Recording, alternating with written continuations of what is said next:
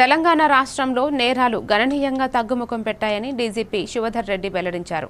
రాష్ట్ర పోలీసు శాఖ వార్షిక నివేదికను విడుదల చేసిన సందర్భంగా ఆయన ఈ వివరాలు చెప్పారు. గడిచిన ఏడాదితో పోలిస్తే హత్యలు 8.76%, అత్యాచారాలు 13.45% తగ్గినట్లు నివేదికలో స్పష్టమైందని తెలిపారు.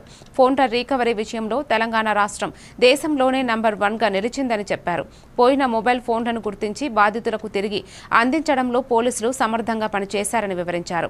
గ్రామ పంచాయతీ ఎన్నికలను పూర్తిగా శాంతియుతంగా నిర్వహించామని, ఎక్కడ అవాంఛనీయ ఘటనలు జరగకుండా పోలీస్ బలగాలు కట్టుదిట్టంగా పనిచేశాయని చెప్పారు. రానటువంటి ప్రాంతాల్లో కూడా ఫ్లడ్స్ వచ్చినాయి.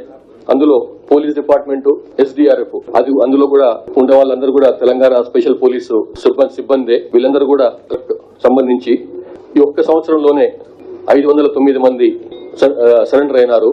మే నెలలో మిస్ వరల్డ్ ఈవెంట్ జరిగింది. ఆ మిస్ వరల్డ్ ఈవెంట్ కూడా భారతదేశంలో చాలా అరుదుగా జరిగేటువంటి కార్యక్రమం. అది కూడా ఎట్లాంటి సమస్య లేకుండా మే నెలలో పూర్తి బందోబస్తు ఏర్పాటు చేసి చిన్న సమస్య లేకుండా అది కూడా ఘనంగా పూర్తి చేసుకున్నాం. సో ఇట్లా ఈ సంవత్సరం మనకు 3 జాతీయ అంతర్జాతీయ ఈవెంట్లని దొంగతనం గురైనటువంటి ఫోన్ల రికవరీ విషయంలో తెలంగాణ రాష్ట్రం దేశంలోనే నెంబర్ 1గా ఉంది.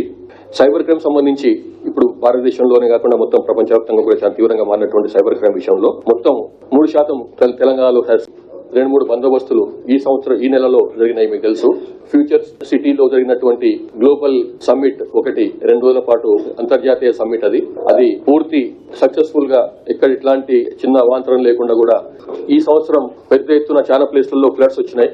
కామారెడ్డి, నిజామాబాద్, మెదక్ లాంటి జిల్లాల్లో కూడా ఇంతకుముందు ఎప్పుడు రానిటువంటి ప్రాంతాలు, ఫ్లడ్స్ లాంటివి వరదలటువంటివి రానిటువంటి ప్రాంతాల్లో కూడా ఫ్లడ్స్ వచ్చినాయి.